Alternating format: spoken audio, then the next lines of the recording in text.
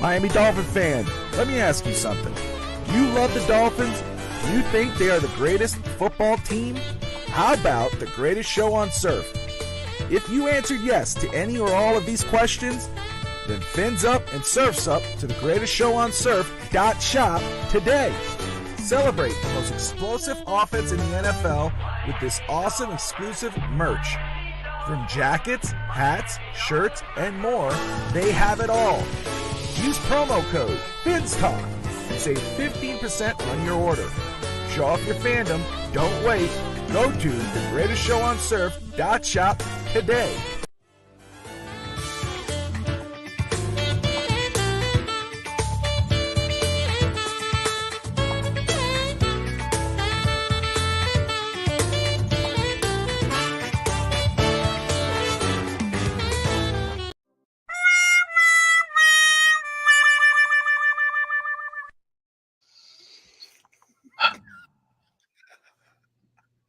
Yeah.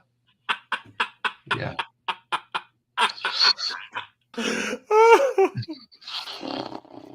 Yep. That about sums it up.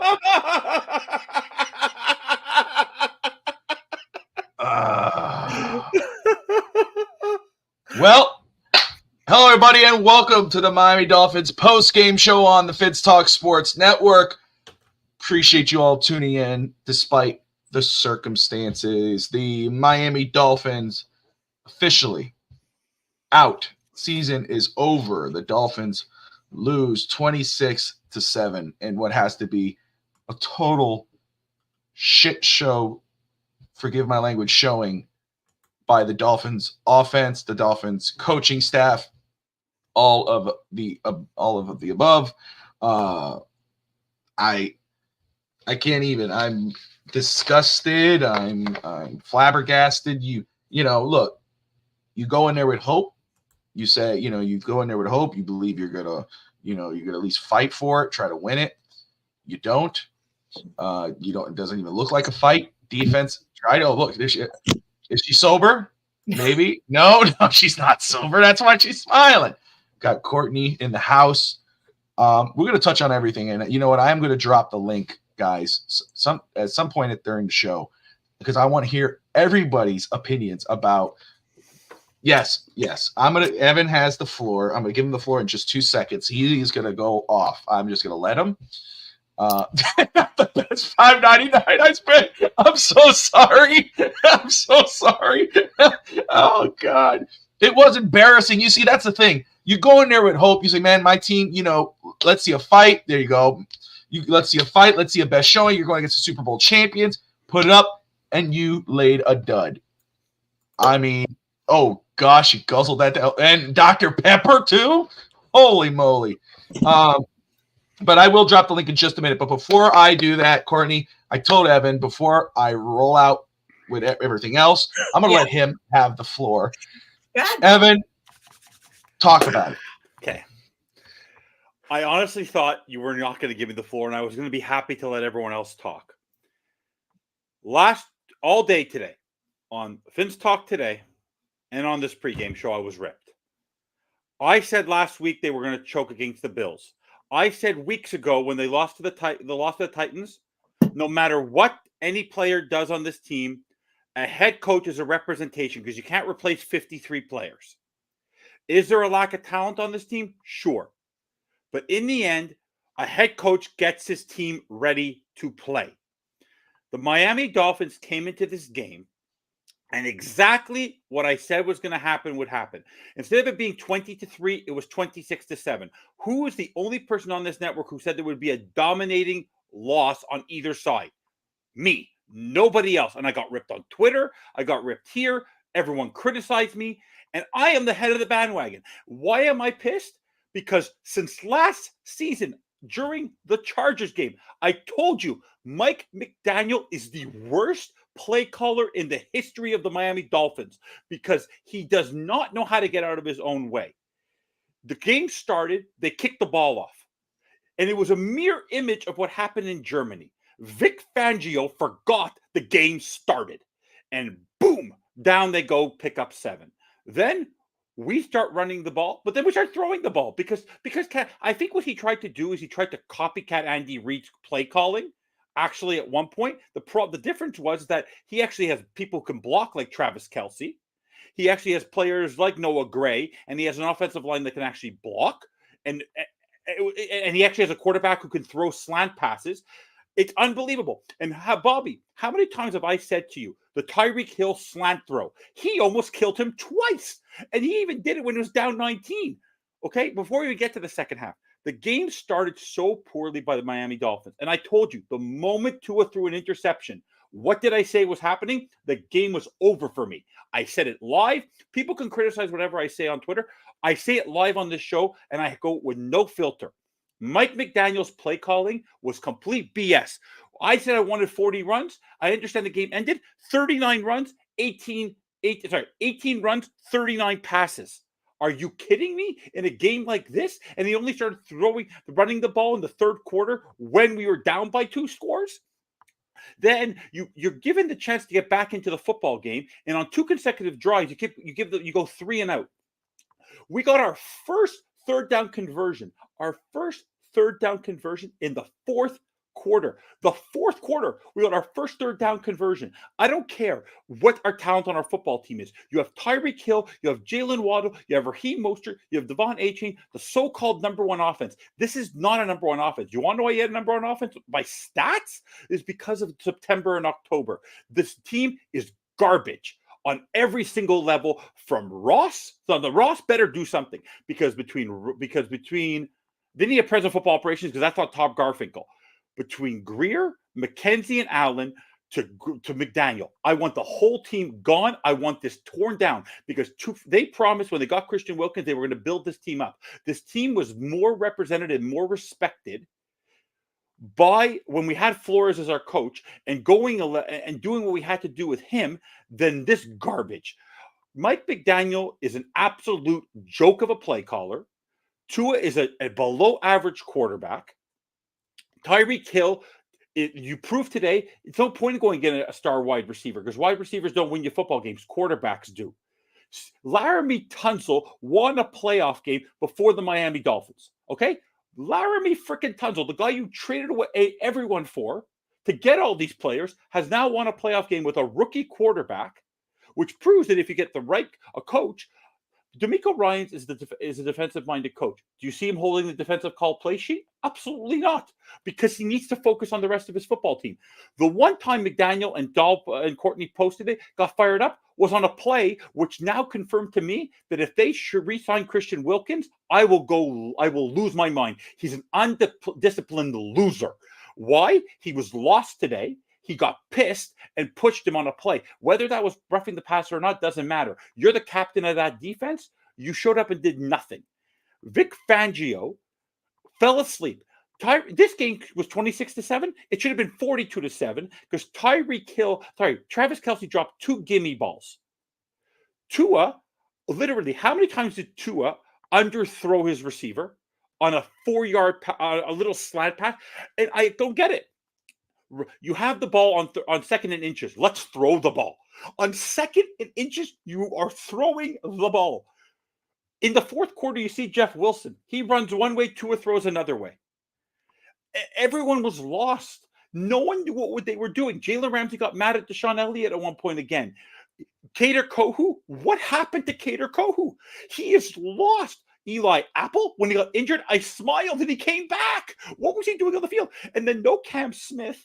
No Nick Needham. Let's bring in Ethan Bonner. Come on, Ethan Bonner. He is the star of this team. Why are we trying to have diversity to have our first white cornerback on the team? What is this? I want Greer gone. I want McDaniel gone because if they come back next year, we're already looking to 2025. Okay,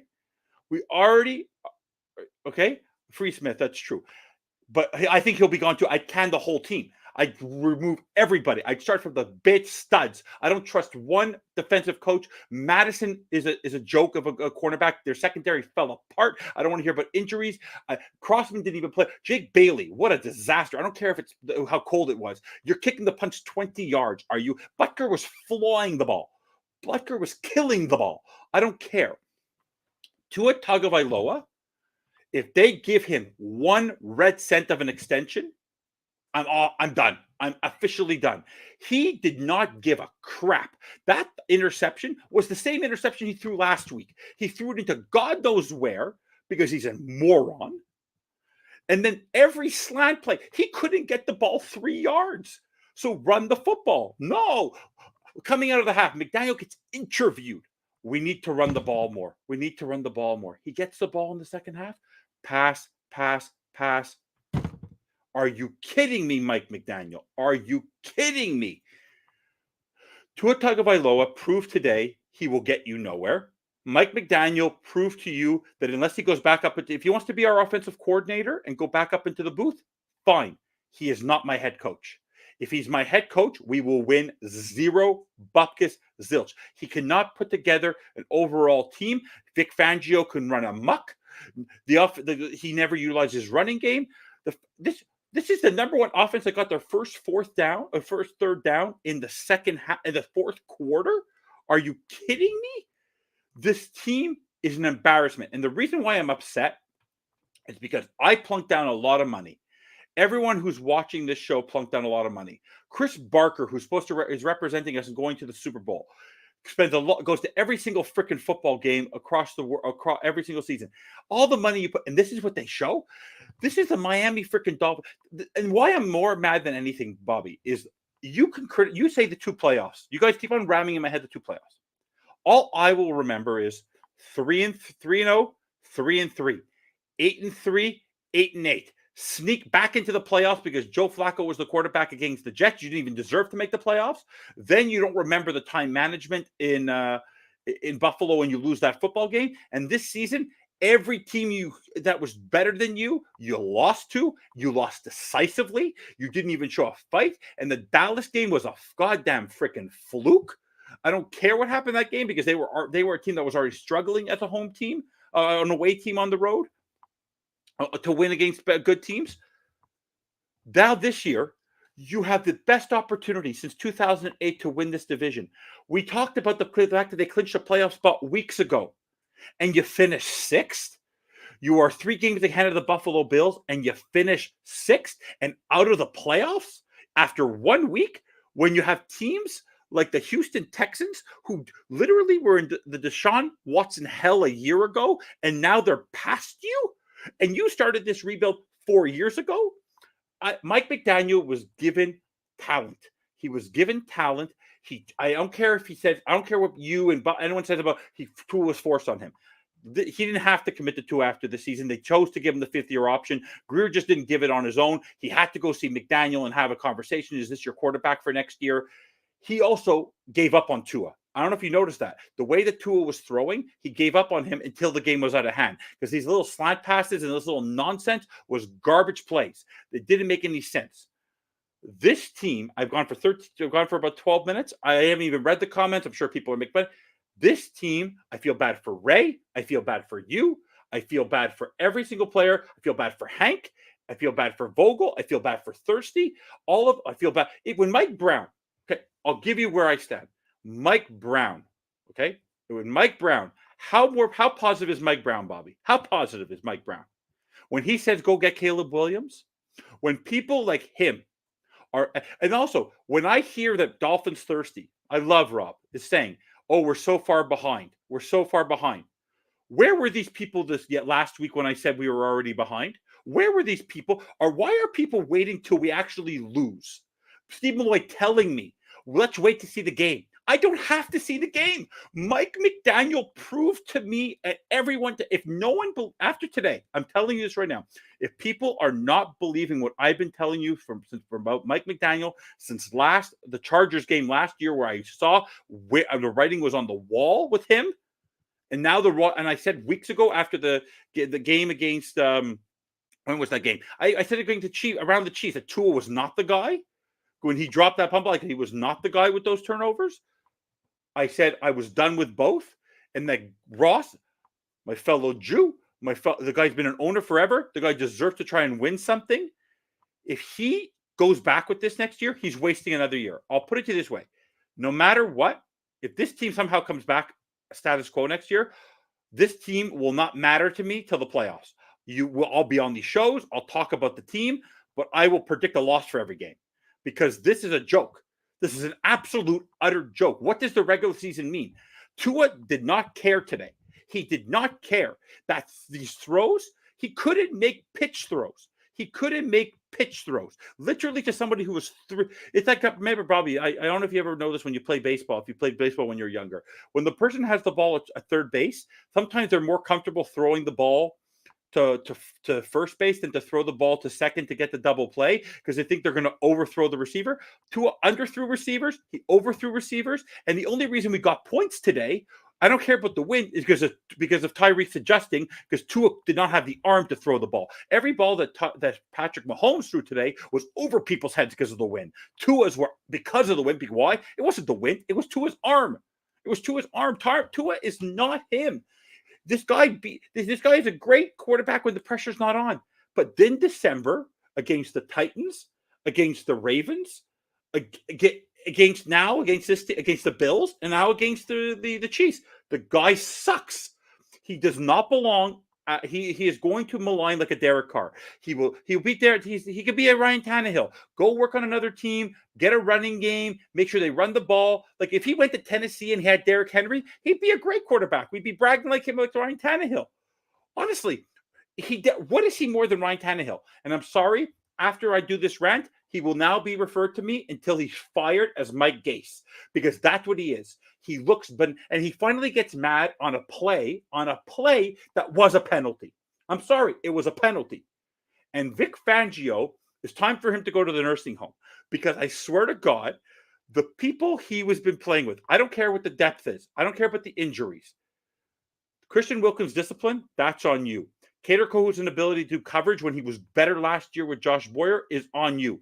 When Jason Kelce, when Travis Kelce, Bobby, how many times was it third down? Do you know how many third downs they had on these touchdown drives? On all the touchdown drives that the Chiefs had, they had third down conversions. Every single solitary one of them, we couldn't convert it until the fourth quarter. Mike McDaniel deserves to be fired because he was given a team in a 2-year window and he choked. And basically, with Aaron Rodgers getting injured, Bobby, you think the Patriots are going to be worse next year? No. Do you think? No, they won't be worse because they're going to get a better quarterback and they have a great defense. Do you think the Jets are going to be worse? No, they know where their faults are. They have Aaron Rodgers and they're going to get a better O-line. Their defense is great. The Bills? The Bills are already good. The Miami Dolphins, if they come back with this team next year, will finish last in the division. Do you hear that? Last in the division. If they stop smoking drugs. They will finish last in the division. I would like them to tank. Okay, if they bring these two guys back, they don't even have to try and tank. They will tank. I would trade right at this point. I would trade Tyreek. I would trade Ramsey. I would trade Wilkins, and I would get picks. I would go up in the draft, get a top quarterback, go get Penix, go get Williams, go do whatever. I don't care. Bobby, I got excited. 2019, tear it down with Fitzpatrick. Now where are we? We're no better off than we were 4 years ago because now we have payroll. Now we have payroll problems, and we're not better. What have we done better? So we made the playoffs for 2 years. Who cares? Playoffs mean nothing. Advancing in the playoffs means something, but getting to the playoffs, who cares? Everyone can make the playoffs. 14 teams, okay? 40%, 45% of the league makes the playoffs. 45% of the league makes the playoffs. If Buccaneers lose tomorrow, no big deal. They lost Tom Brady. The Miami Dolphins losing in the playoffs when they had a 3-game lead 3 weeks ago and they should have won the division and had a chance at the number 1 seed. The Miami Dolphins are not this team. They're not even the Panthers. They're not even Inter Miami. Honestly, they're at the level of the U, and the U is in a redevelopment phase. Okay? Okay. So right now, the Miami Dolphins are a sham. They're frauds. Colin Coward says. They are frauds. They are frauds. fraudulent beyond belief. And I haven't looked at the comments, but I hope I get an apology from someone because everyone ripped me in the pregame show wait for the game to be over. Oh no! Hold on! Stop for a second. Stop. I haven't looked at the comments once. Chris apologized. She did come out here and she did come on here and say, Evan, I apologize for what I said earlier today. I really was joking. I really did not mean to make anyone mad. I apologize. And everybody's just going to town right now. I hate these Monday morning quarterbacks. Oh, now the team is not good. The team wasn't good the moment they lost to Tennessee. The moment they lost to Tennessee, Mike McDaniel solidified himself as an awful head coach. A non-leader of men. No accountability, no anger. Patrick Mahomes was more angry with missed passes when they were winning by 2 touchdowns than Tua was. Okay? They don't care. They suck. Right. They suck. Fire Greer. Fire McDaniel. Yeah, Tua has been he's having his press conference. Tua will be a wonderful backup at $23 million next year. Trade Tyreek, trade Ramsey, trade Wilkins, fire Fangio, fire Madison, keep Campanelli because I like his fire. Butchberry he can keep because he did a yeoman's job. Coach Lem, I don't care. Studsville, he did his job. But McDaniel to Fangio to Crossman, those 3 leaders, and Chris Greer, have a nice day. Salut la visite. Go kiss my asses because you all 3 have ruined a phenomenal opportunity to go far in this season because this was your season to have the opportunity in this window. Chris Greer, by the way, if he brings them back this year, shame on Stephen Ross. You're a poor owner because you don't want to win. You are happy with the mediocrity of this team. You are content with just owning a team and making a profit. You'll prove to me it's not about a Super Bowl. It's about Formula One. It's about tennis, and it's about owning a football team because it's a profit-making machine. Bobby, look at this. Look at this here. This is a franchise to live by. That team is a joke. They are the 4th. They're 4th in the pecking order of major sports in that city. I put them below the Marlins. The Marlins have won more championships in this century than the Dolphins, and they did it with Josh freaking Beckett and nobody else. Okay, they're below the Marlins. They're below the Marlins. They suck. They're a dumpster fire. All right, and I'm still going to support them. All right. Okay. Thank you. I gave you the floor, and you had 22 minutes of the floor, and I'm sure you'll have it more. What's the last comment you posted? Where should I take over? 42323. Come here now. That kind of looks like me there. What's that? That little GIF you put on there. I don't know what that. That's actually kind of crazy. What was the last comment you posted? Marlins. Look at Marlins. Look at that. The last one. That kind of looks like me. I was like, whoa. Courtney. Holy crap, man. I have to go read all the comments now. You've heard everything FinStanza has said. You watched this game. It's not in regards of reactions. I mean, you can't blame them. I mean, and I mean, I don't know about getting rid of Tyreek and all that, whatnot. But he's gonna retire. Yeah. Your reaction to the game and your thoughts on what FinStanza was saying. Evan's on crack. I apologize for him. We're not gonna get rid of Tyreek. Fuck getting rid of Jalen Ramsey. Calm down. Come off the fucking ledge. The only solid player in our defense was Jalen Ramsey. Christian Wilkins roughing the passer calls were bullshit because you're not allowed to touch Patrick Mahomes. Everybody knows that in the league. You're not allowed to touch Patrick Mahomes. So, okay. Our defense did better than I expected, given the fact that we had 3 starters on there. Kader Kohu, respectfully, get the fuck off my team. Eli Apple, respectfully, retire and never let me see your name ever again. Xavier Howard, half of this team, this league, owes you an apology for saying that you were washed all season. Look what the fuck happens when he's not on the field. You can apologize to me for him. I will make sure he gets them. Ethan Bonner, I love you. You can stay. Cam Smith, you deserve so much better than Vic Fangio. Vic Fangio, you can retire in Boca Raton. I don't want to see you again. Rex Ryan, I would love it if you would come be the defensive coordinator of the Miami Dolphins. Crossman, go fuck yourself. You can take Braxton Berrios with you. Devin Hester, come be the coach for the special teams of the Miami Dolphins. Mike McDaniel, you can stay as head coach. You're never allowed to call a play again as long as you live.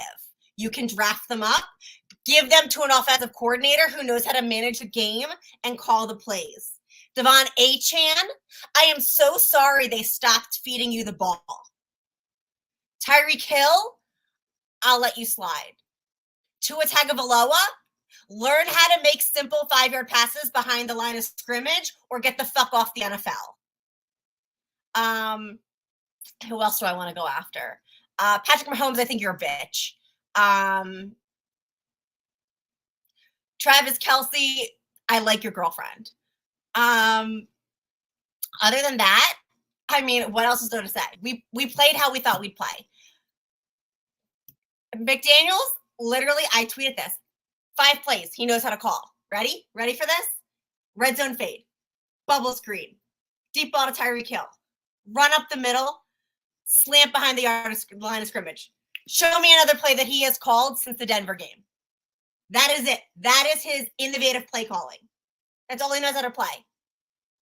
He can throw the challenge flag when it shouldn't be challenged as well. That's another thing on his repertoire. But he's shit. He is shit as an offensive coach. You can't be both. You can't be an offensive play caller and a head coach. He does not know how to do that. Adversity is not opportunity. Newsflash. But really, I can't shit on our defense. I think that for Justin Houston, a 36-year-old guy who came off, we signed 3 days ago, I can't. They held the Chiefs to like 26 points. I can't be mad at that, given the fact that we had 6 to 7 starters out. I can't be mad. They did what they needed to do. 7 points on offense. Fair point. Absolutely, changes need to be made. But I don't think that saying that you need to fire McDaniel is it. I think that he can be better if maybe he's not given as much leeway. And I definitely think Vic Fangio needs to go because I just don't like him. I don't think I need to say anything more than that. I just don't like him. Tua Tagovailoa struggles. He struggles when the read is not there. He struggles when his targeted receiver is covered. He will either look and panic and make a poor decision, throw it away, or still throw it to that receiver who is in triple coverage, and then bad things happen. He forces throws up the middle, which is quarterback 101. I've never even played quarterback in my life, and I know that you don't force throws down the middle of the field. It's just like kind of, I don't know, kindergarten math in quarterbacking.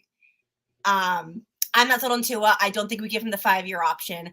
I think we look to the draft. I think we look to somewhere else, but I don't think that he is it. I think he's good, but I don't think he's elite territory. And I don't think that I think he's reached it. Like, we've seen what Tua can do. And I don't think he has a level above him. Yep.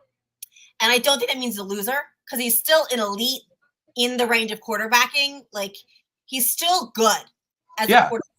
He still made it to the NFL, but he doesn't have anybody who says he has another level, he hasn't reached it yet, you're high as fuck.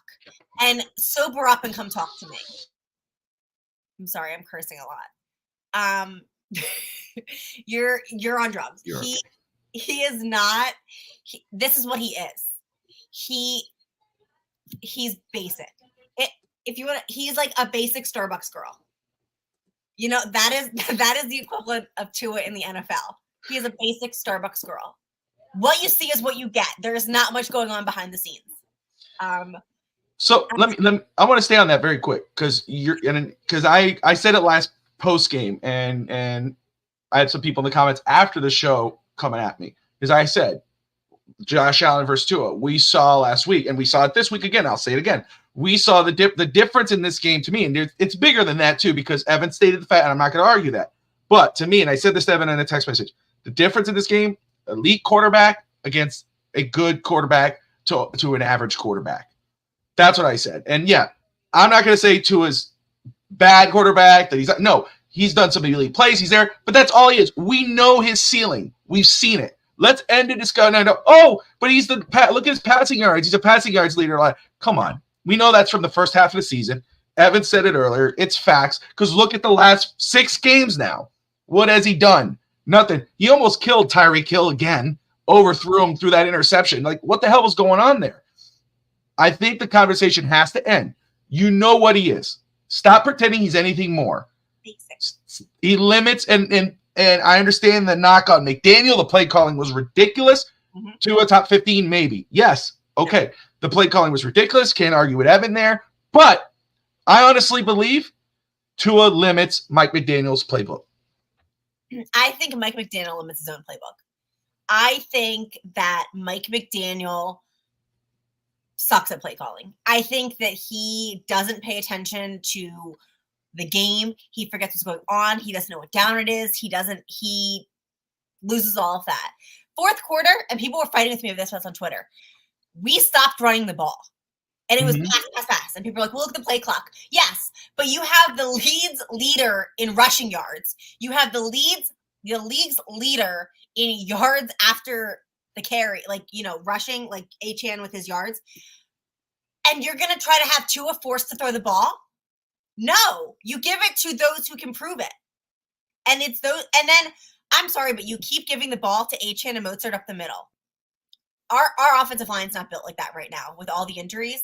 There was no outside runs. Look, I got him. Oh, by the way, guys, got a microphone. Good. I was going to say, you and I were talking back and forth, and you were not proud of you. Round of applause. Is it raspy? It's clear. Here's our telephone line. Anyway, look at Doll's making big moves over here by buying a microphone on Amazon. Moving on up. Anyway, just thought I'd let you guys get excited for a minute. Yeah, I just you abandoned the run all the time. I'm not new. I'm new to you guys. I'm not new to the Dolphins fandom. You just haven't heard my takes before. But there's a lot of problems. But sorry, I'm getting blown up right now from the Steelers fandom. Talking mad shit. So this is why I tweeted out that I'm torn between rooting for the Steelers or the Bills, because I kind of need my family to shut up right now. It is. I'm sorry, I'm reading these comments. It's not Tua, it's Vic Fangio. I'm sorry, does Vic Fangio call our offense? Does he score the points? I'm confused. Who's new here and who's not? Sorry, it's the blonde roots coming in. Vic Fangio doesn't score the points. We scored 7 points an entire game. 7. That's embarrassing. That's embarrassing. Mason Rudolph will score more against the Bills, and I'll put money on that. With a defense that had that many injuries to play the way they did, yeah, they gave up those runs to Pat Mahomes, but the way that defense played, and with Justin Houston on one couple days being signed with those guys, the way they played, I don't know how anybody really could say that Fangio or the defense was an embarrassment. The offense was an embarrassment. They say that the conversation a few weeks ago was, are the Dolphins frauds, contenders, pretenders? The offense was a pretender. Yep. Oh, gosh. Can you, Bobby? But I completely disagree with you. There was one play where Isaiah Pacheco pushed the entire D-line 11 yards. But him, they pushed our defense could not take down a running back by themselves 11 yards. Justin Houston is older than me. I'm just going to make sure that you're aware of that. But I will stop talking now because I will wait for my next rant. Goodbye. Justin Houston is older than me, so I didn't expect him to stop a fly. Anyway, again, you could say, oh, the defensive line was pushed and whatever. Again, with the injuries that this team had, and they showed 27 sacks from Jerome Baker, Van Ginkel, Phillips, Chubb. Those 4 out. That's 27 sacks that were contributed from those men that are now off the team because of injuries. They weren't there. And for that defense to play the way they did, we say 26 points. That was a lot of whatever the name is for the kicker. I'm forgetting his name right now. The kicker of the Chiefs. They held them a lot to field goals. They did what they had to do. The offense did not show up today. The offense has not showed up the past 3 games now. Baltimore, Buffalo, the last 5 games, they averaged 22.4 points a game. That's dropped now because of this game here against the Chiefs. I don't care how cold it was. They didn't show up.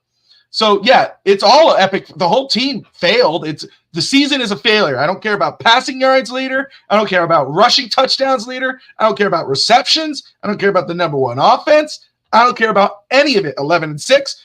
The most disappointing thing is you had a 3-game lead on the AFC East. You choked. Okay? Number 1 offense. Everybody keeps throwing that out there. I see it all on Twitter and everything else. And they're going to say, oh, but he had 4,600 yards. Look at what Pat Mahomes did. What did Pat Mahomes do in against the Dolphins? Elite, average to good. Let's just be real. The offense was a pretender. They did the same thing they did last year. Last year, they looked very nice. They had one big game. They came all the way back against Baltimore, and then they flamed out. Dolphins had a big game against Denver, and then it flamed out. Go ahead. Skylar Thompson scored more points in a playoff game than Tua Tagovailoa. Is that right? 31 against the Bills last year. Oh yeah. Skylar Thompson led team. Gotcha. It was 31 versus 7. And that's didn't mean shit. Yeah. No, none of those records mean a damn thing. It means nothing. Softly, this season was a failure. This season was a failure. And I'm going to open up. I am going to open up the I'm going to drop the link because I want to hear what other people have to say. I'm going to let them come on for a few minutes if you want to. But, FinStanza, you have something to say? Do I have something to say?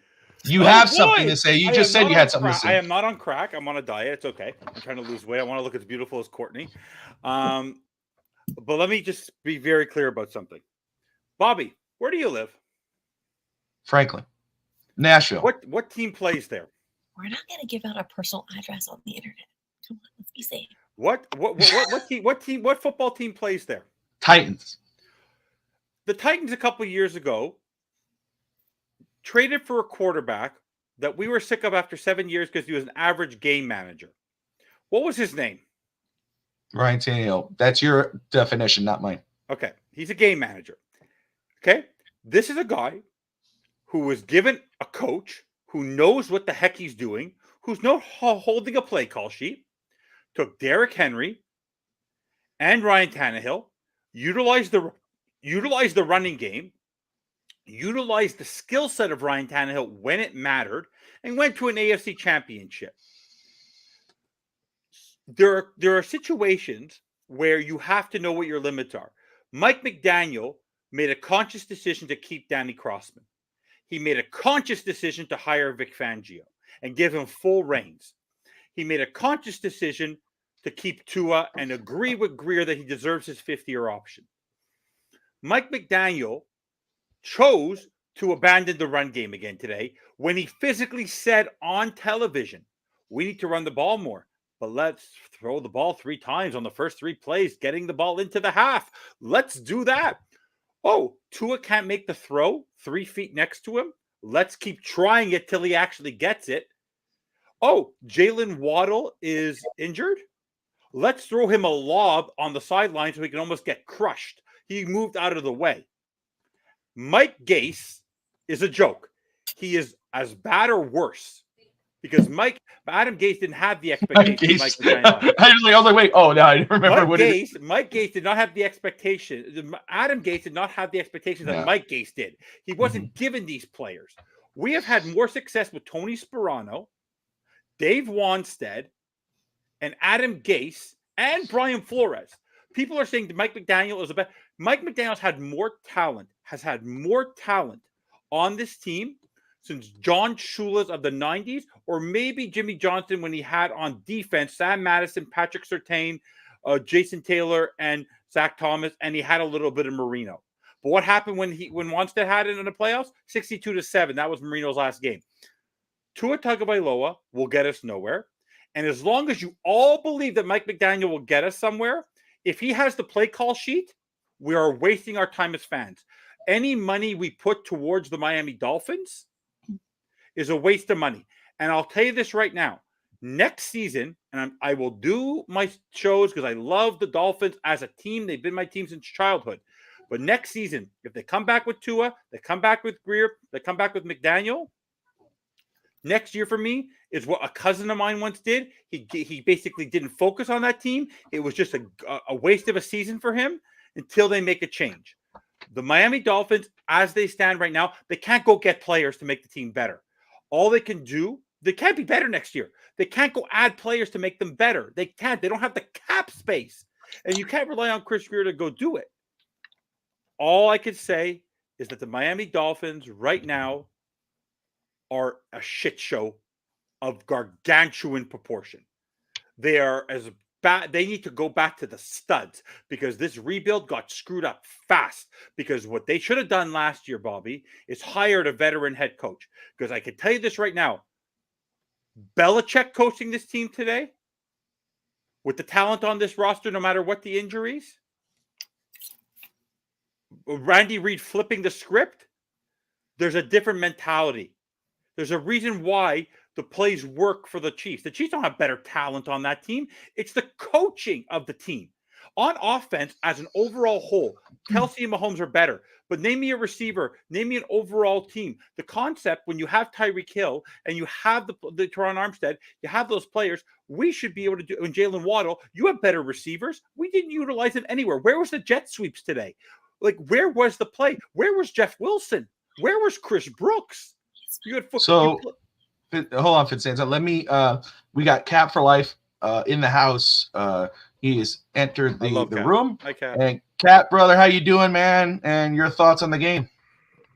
Hey, Bobby, man. Yeah, let me. Right now I'm mobile right now, but you know how it is, man. Like, you guys, my day one, first one, and yeah, man. I'm not gonna take up much of your time, but let me just because you caught me at a mobile moment right now, and I need to park over right now because my emotions are tied up in a knot, and I need to let it out. So yeah, man. Like I said, man, go for it.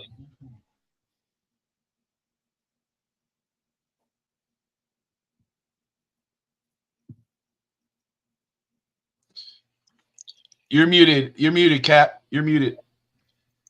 Yeah, my bad, man. Like I said, I'm mobile right now, but just bear with me because right now I don't want to say things that I'm going to regret later because at this point in time right now, Bobby, you know me, man. You know, I felt like I was on an island for a while, bro. I'll forgive you. Get it off your chest, please. Be me.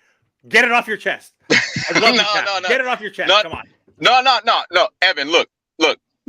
You and I both know, man. We've wandered left and right. We've done the East Coast, West Coast scheme of what's wrong and what's right. We've dissected this vertical, horizontal. Man, I mean, look, guys, I don't want to beat a dead horse when it's down, but you all know the common denominator right now. I don't want to have to overanalyze this stuff right now. You got 5 teams out of the 8 in the tournament right now that turned their teams around in less than 1 year. Not to mention the Lions, who've done it less than 3. And we're still over here like playing around in year 4, trying to figure out what's the issue. And I know we got a new coach. I get that. But for people to complain about the coach, you're not getting rid of him, man. Like, that's the definition of insanity itself if you decide to do something that drastic. Let McDaniel finish the job. We know what we got into.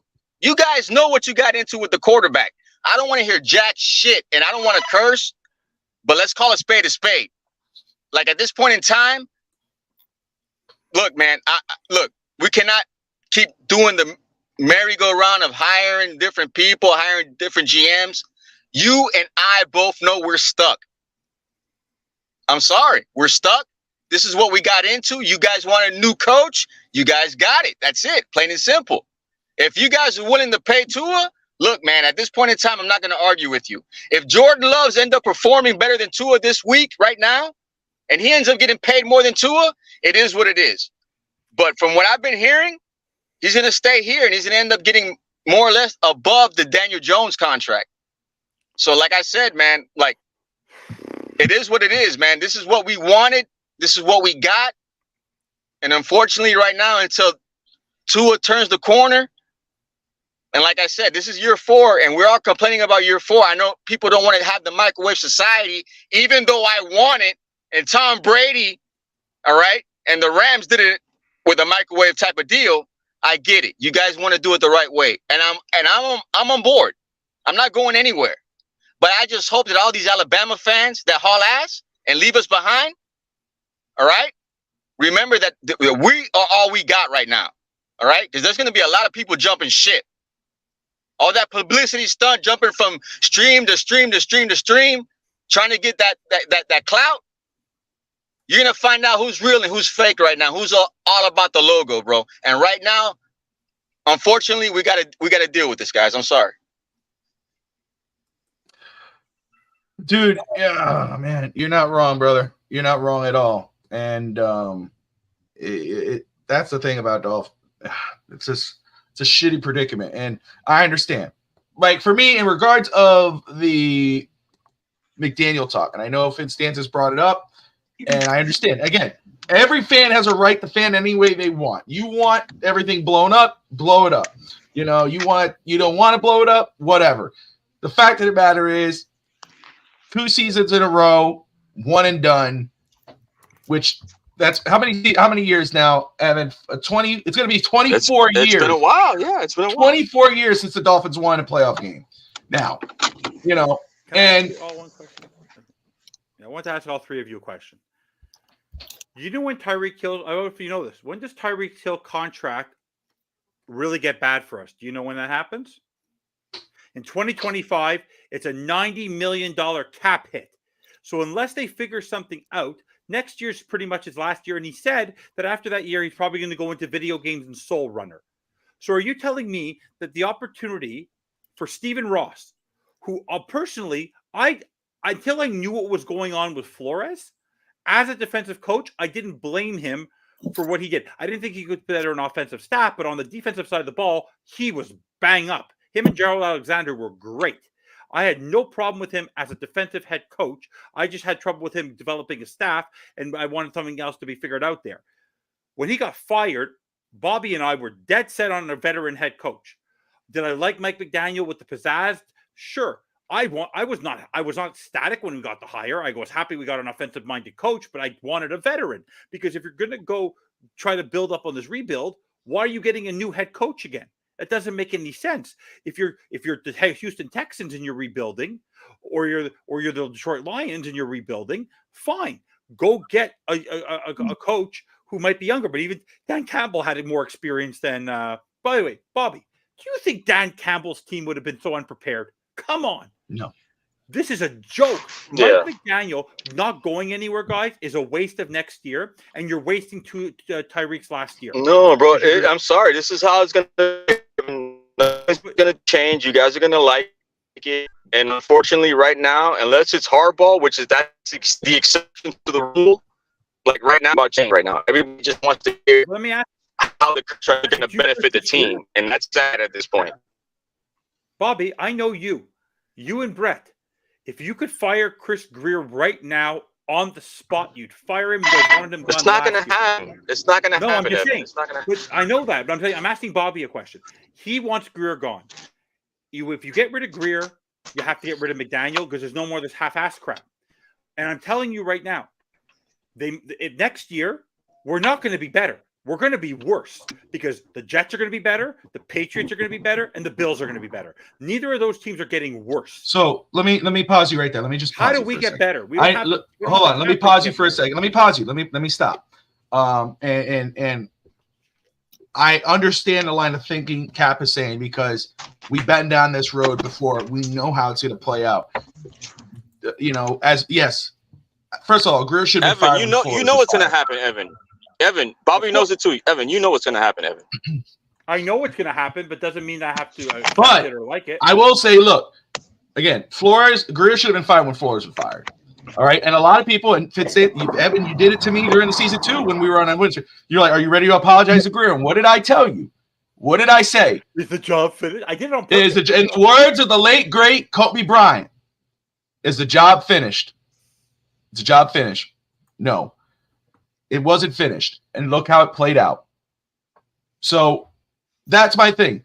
Yes, if I had the power right now, I'd fire Greer. I wouldn't say nothing to McDaniel. I'd go hire a head of football operations or a GM, whomever that may be. I'm going to say, you're going to decide what happens with this head coach. Because let me say something very quick. In regards to the head coach situation, again, I understand the play calling. I understand your feelings. I understand all of it. I don't agree in the fact that Dolphins are going to be worse than the Jets or the Patriots. They will. That's your feelings. You're caught in your feelings. You're in your feelings. Let's be real. I'm smiling. Not. Stop it. I know you. No, stop. Stop. Mayo is going to be a better coach than Belichick for the Patriots. No, and let me just correct Tot for a second. They have a better defense. No. If you fire Greer, you got to clean house. But I'm saying you got to don't let Ross get in the way. Ross says, no, whoever the new GM, you got to keep McDaniel. No. GM, you decide if you're going to fire him and go hire your coach, unless you want to keep him. But let's be real. But I want Courtney to go. But one you want to help this team? No. You want to help this team next year? You're not going to fire McDaniel. You're not going to get rid of Greer. You know what this team needs to do? It needs to revisit what it did a few years ago, what it tried to do. Go get an elite quarterback. Go get somebody at least to push Tua. If Tua's going to be here one more season because he's on his option, go get somebody to push Tua, whomever that may be. As long as that's going to be, because Tua's shown he's great at the first part of the season. He looks really good. Second half of the season, what is he? Why is everyone so mad Dolphins beat one winning team? Yeah, they're embarrassing. By the way, go ahead, Courtney. I'm sorry. Go ahead. If you're going to fire Greer, you'd have to replace him. And unless Bill Cowher is going to come off his cushy-ass NFL job, we're not firing Greer. Yeah, No. Boys, we're not hiring Harbaugh. Take it down a notch. Vrabel tomorrow. Yeah, I agree with all. There's nothing going to happen. We're staying even keel. We're staying the course right now. She's right. Now, Vic, and we're staying the course because that's just the way of the Dolphins. Now, Vic, that's the way of the team. That's what we're going to hear this week. This is all we're going to hear. The injuries. Every team has injuries. Fangio's going to retire. I'm telling you right now, my gut feeling, and I said this, Evan knows this, I said it in the mid-season. Fangio is one and done. Yeah, book over tone. I want to either get, and I've said this privately, I haven't said it publicly yet, Rex Ryan or Pettin are my two defensive coordinator options. I will accept no one else. So just be prepared. Those are the two that I will accept only. I think Rex Ryan would be number one as a defensive coach. He won't accept the job because he is too diva not to be a head coach. But I think defensively, I would choose him. Pettin will be number two. Out of the available coordinators, there's not a lot to choose from right now. Those are the two I would choose from. Eli Apple can go kick fucking rocks. We struggled to. This is the most BS. We struggled. Will be on the field.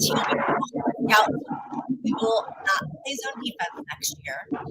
And we will give an offensive coordinator a shot and let him actually call the plays. McDaniel's not going anywhere. I don't care what anyone thinks. He's not going anywhere. They like him. You can't keep firing people after 2 years. I like McDaniel. Oh, you like this? But guys, listen to this nonsense. We struggle. Evan, what's plan B? Call him play. But he did. Go get a winner, not a newbie, a winner. Give me a name, Evan. Give me a name. You just said Harbaugh. Go get Harbaugh. No. Let's be realistic here. How about? That's the exception to the rule, but come on, man. You think Ross is going to have the balls to do that? Harbaugh. That's the dip. See, wait. Hold on. What Cap just said. That's why. Right there. He would not. Sparano was the coach. He did it when Sparano was the coach. And if I was going to give you a name, Mike Vrabel. That's the name. Guys, this is your coach.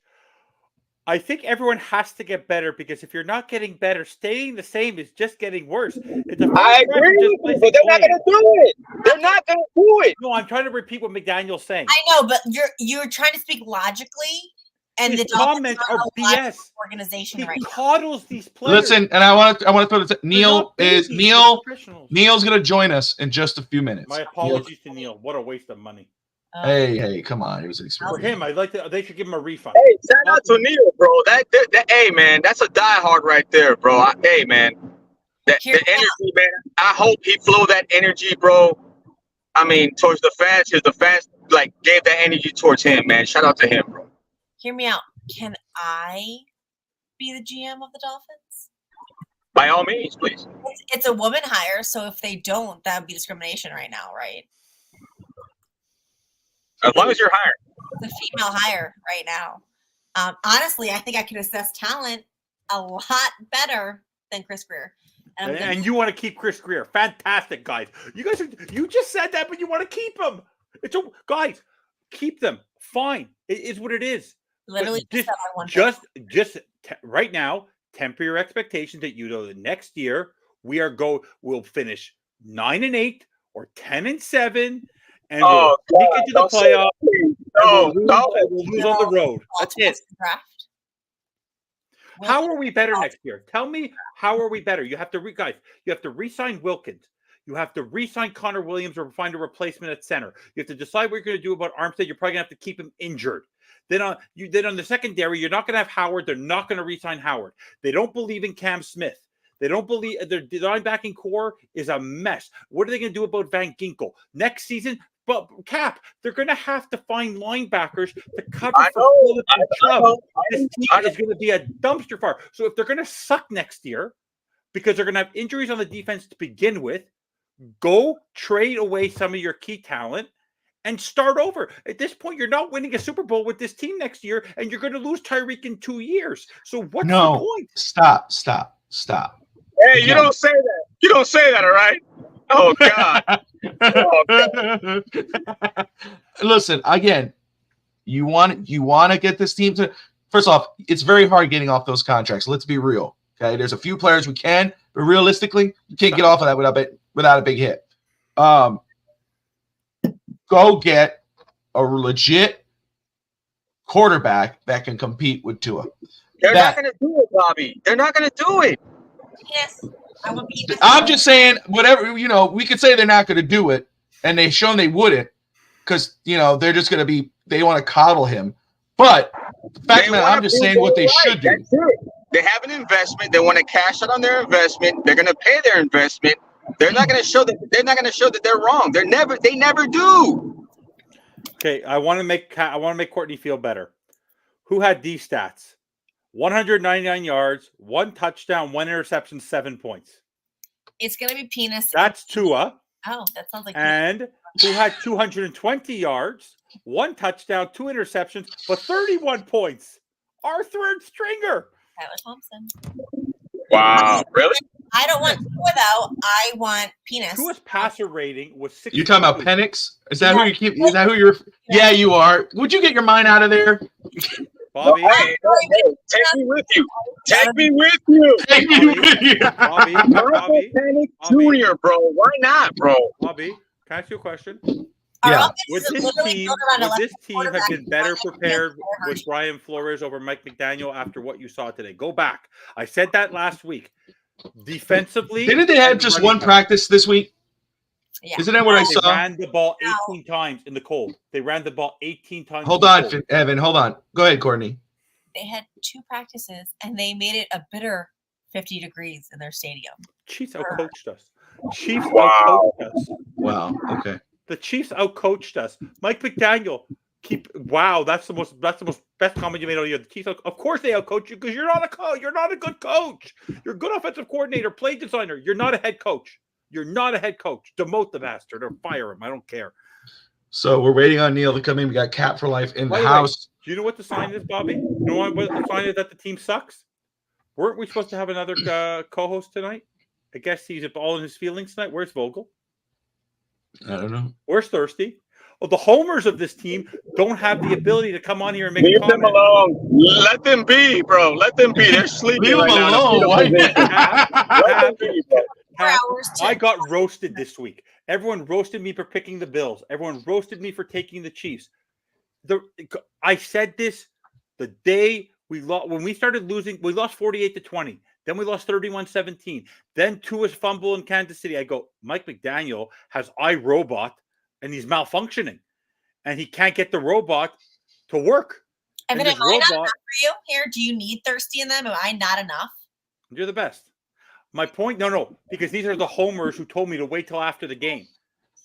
Am I not enough for you? This team, I'm here, drunk for you. When's the last, Bobby? When's the last? How many? You guys brag about how great Mike McDaniel. Mike McDaniel has maybe called. The team has played in his career. So far they've played 35 games. 35 games under Mike McDaniel, and they've played one complete game. Evan, do you think Stephen Ross is going to go after Harbaugh? If that answers your question, you're stuck with McDaniel, bro. Let me just say this. Hold on, bro, Evan. no. Stop. Evan, wait. Evan, wait. I want Harbaugh. Look, trust me. So I would love Harbaugh as a fallback plan. Hold on. Let me just say for everyone watching right now.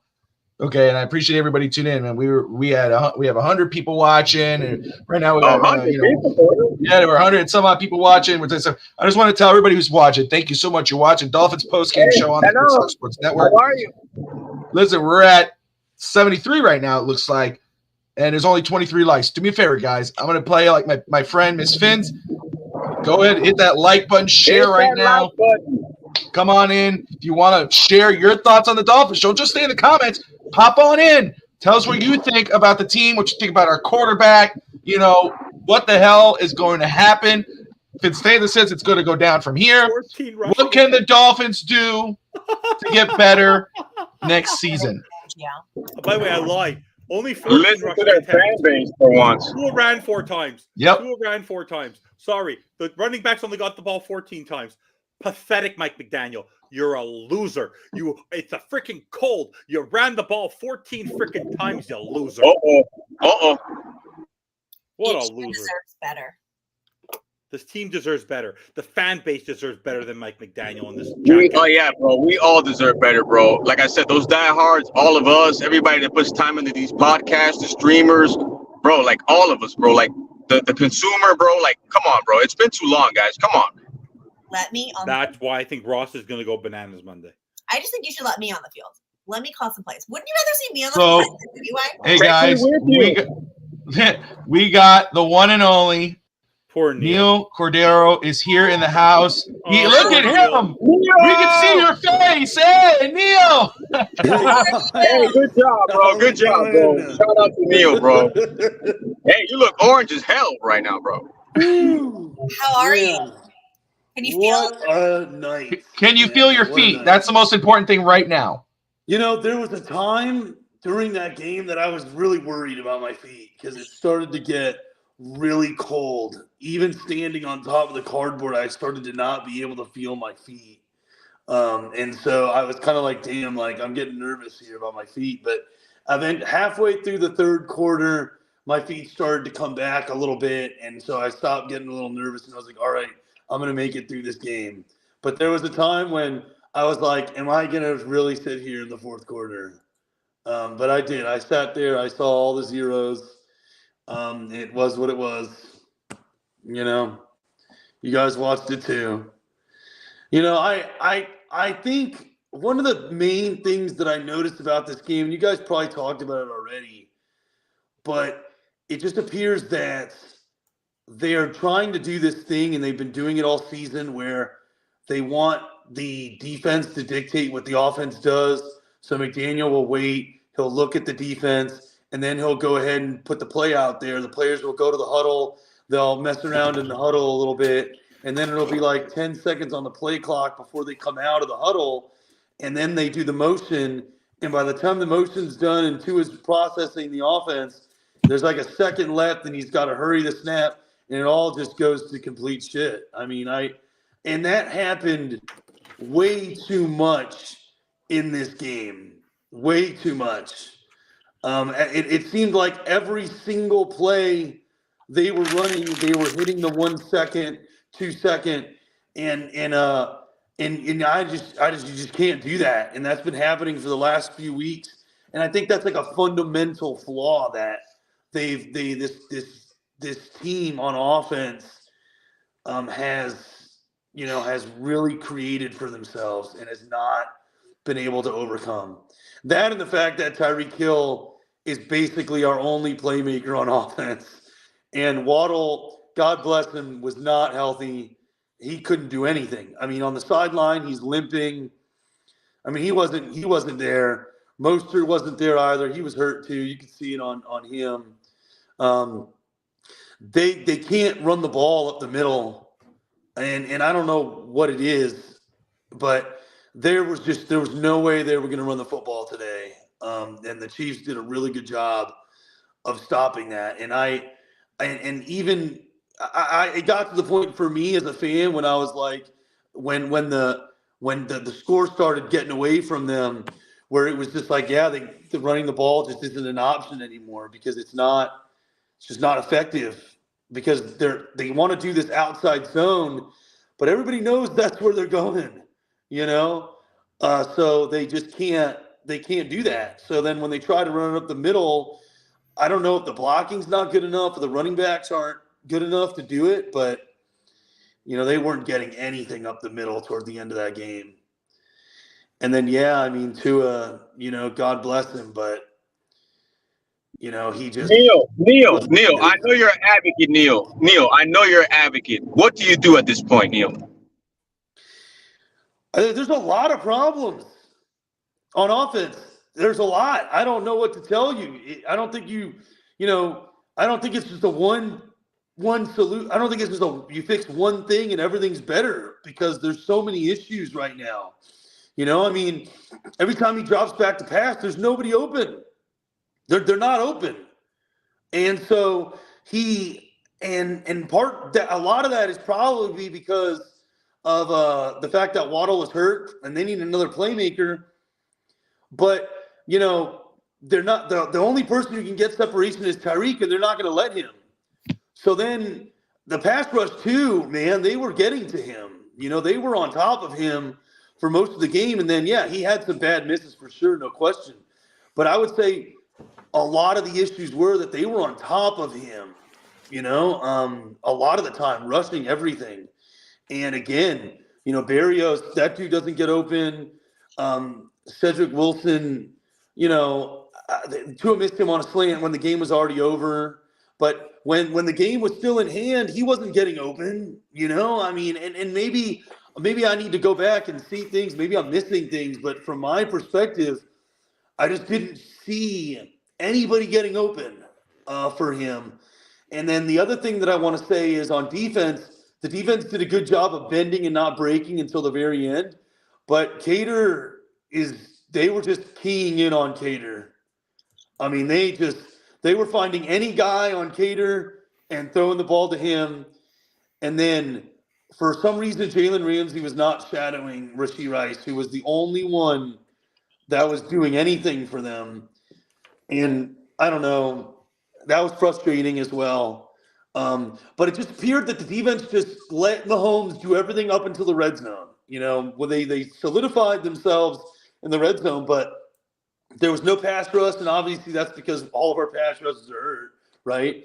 And the OGs, I mean, they weren't going to get it done. Plus, there were some bad penalties not called. There were some holdings that they got away with, but we got away with some things too. So, I think you got to take the good for the bad, You can't just blame the penalties, because we were holding receivers too, and it wasn't getting called.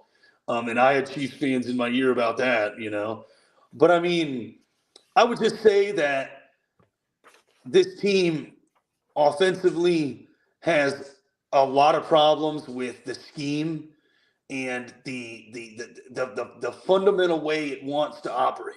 That's a problem. I don't think this team can succeed with the personnel it has to operate this way because they're consistently rushing their operation and it's making everything sloppy.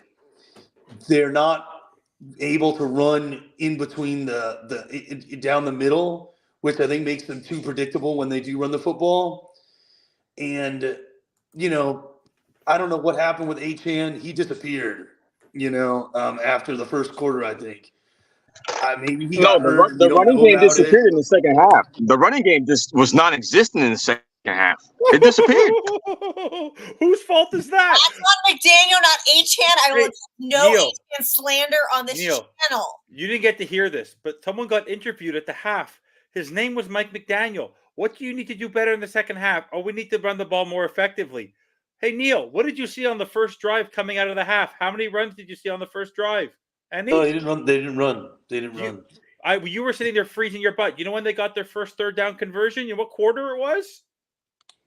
I would say, from what I can remember, I think it was the fourth quarter. Yeah, the fourth quarter. I think it was the fourth quarter. It's unbelievable. And also, what was your reaction standing there, watching the repeat of what happened in Germany, where Vic Fangio forgot the game started?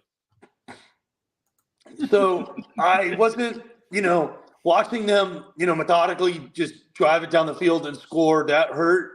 But I think what really killed me was when our offense they just couldn't.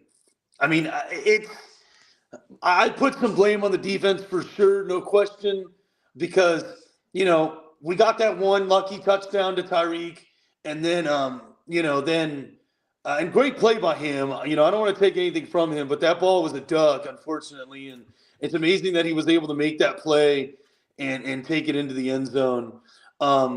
But then I thought, okay, this is our chance, let's see the defense kind of try to keep it close here. And they just made field goal after field goal after field goal after field goal, and they made easy field goals. They were just getting all the way down, and then the defense decided to solidify. And a lot of that for me was because Cater, unfortunately, I think I've seen enough maybe of Cater Kohu. I really liked him, and maybe his role needs to be kind of like the Nick Needham role, but you can't have Cater guarding Rashee Rice. It can't happen. I just when our pass rushers are not going to get home, he was their whole offense today, Rashee. What about Riley covered Rashee Rice? That was fun. Or David Long. That was a. I know, and I saw that too, and I was like, why is David Long on this guy? Nick Fangio fucking sucks. Oh, how about Neil running it on throwing the ball on 2nd and inches, and then Tua dropping the ball 10 feet in front of the receiver on a bubble screen? Cater Kohu. I hated that play call. I forgot about that one. No, don't even talk to me about Rashee Rice. Now I got to show face to a Kansas City Chief Twitter X space in the next couple of days and just freaking. Now I got to show up on a bet, man. Oh my God, man. I can't believe this happened. I actually want to bet tonight. Bobby. I bet somebody on Twitter. He said that Braxton Berrios would finally break one. Ah! No. I said, I will Venmo you $10 immediately if that happens. Guess what didn't happen? Yeah, no. Don't ever play with me on bets about Braxton Berrios, Cater Kohu. No. Courtney, no. This is what we do. Focus on special teams next season because, look, I love Braxton, but you guys know we need a home run hitter at special teams right now. We do not have one. What is it about Braxton? Have one. What is it about Braxton that you love? That he doesn't fumble? That he can't get you past the 20-yard line? I don't know. He just doesn't have that home run hit. We need a home run hitter. We need that guy to take it to the house. We don't have that. That's because we need to fire Crossman and hire Devin Hester. We got to do something. We got to do something on special teams because we're not advancing the ball past not even the 35. We're not doing it. Actually, my son's Pop Warner team, they have some great returners on them that broke a few this year. I think that maybe we could go get them. Bring them all, bro. Cap, I think they could do better than Braxton Berrios.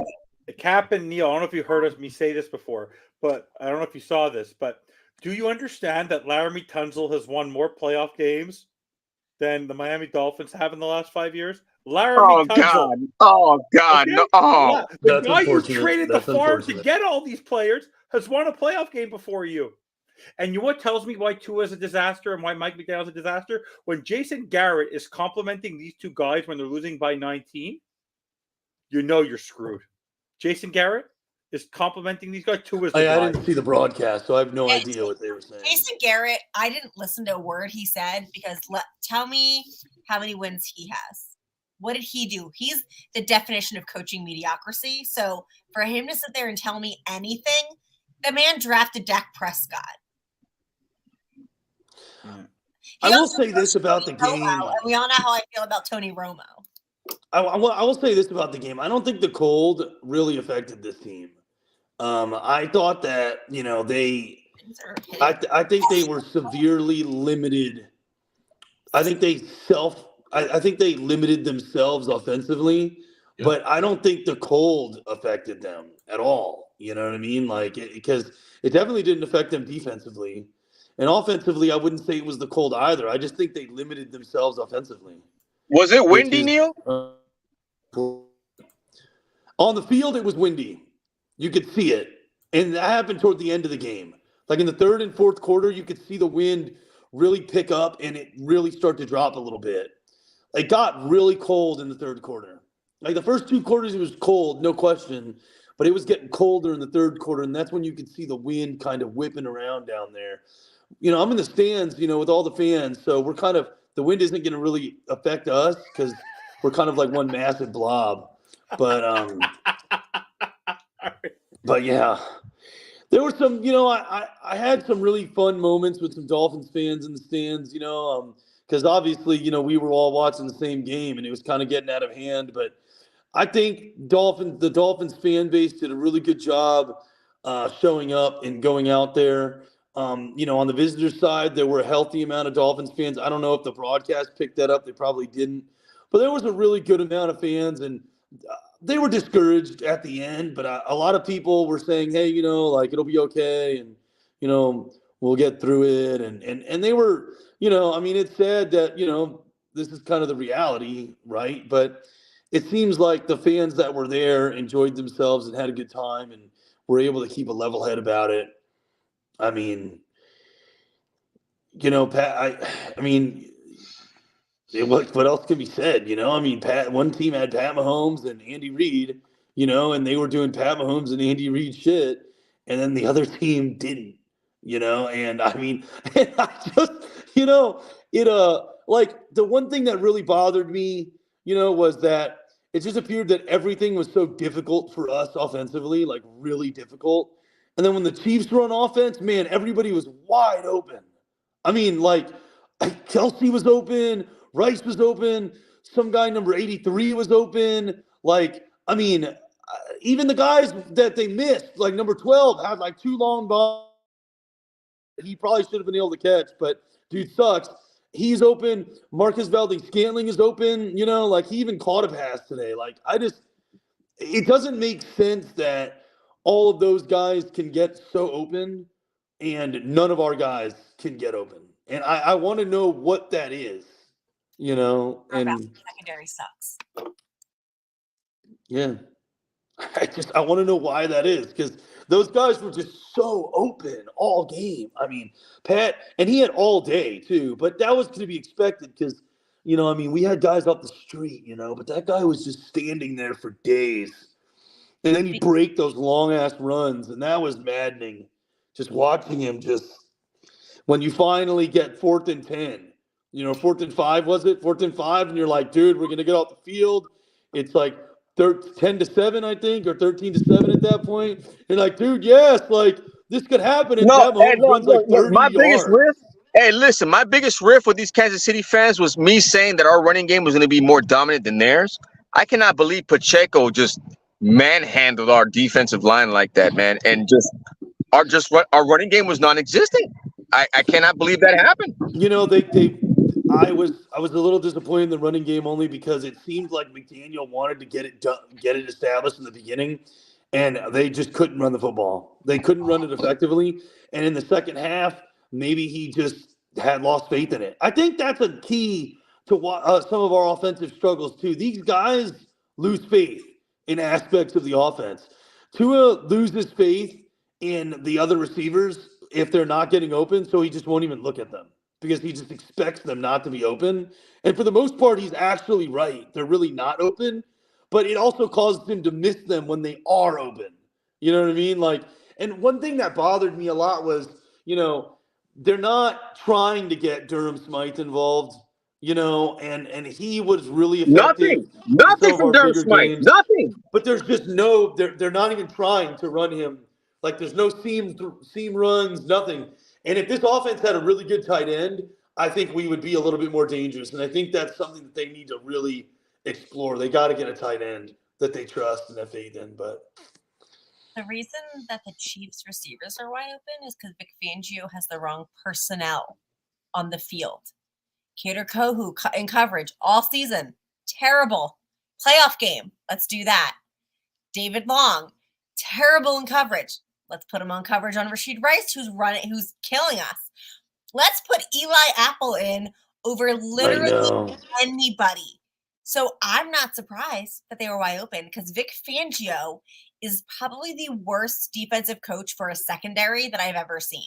Sure, he can get pressure, he can handle the line, but when it comes to the secondary and picking personnel, he is the worst I've seen. I would literally, I would honestly take anybody over that, but he did not put the right personnel into the game. He decides these are my guys and I'm going to stick with them despite the fact that week in and week out they fail me. I'm still going to go with them. And then they fail again. Let me ask you this, and I'll start with Courtney and then Evan, Neil, Cap. So Courtney first. As Cap has said, we got to be realistic in what really will change, if anything. Of course, Dolphins could do anything. We could wake up on Monday morning and everything has gone to hell for this, blown up. But let's say the roster, the team basically stays the same. But you can change one thing about this team to help improve its chances going into next season. One thing only, not three, not four, not, blow it all up or, no, one thing only. What would you do that you think if we did this, that one thing that could help us improve going into next year and possibly to a playoff push? I would hire Rex Ryan as our defensive coordinator. So D coordinator. Bam. Evan, one thing only. Not a bunch of things. Not McDaniel, Crossman, Tua, etc. You're muted, first of all. I got Fire you. Mike Gase. Fire Mike McDaniel.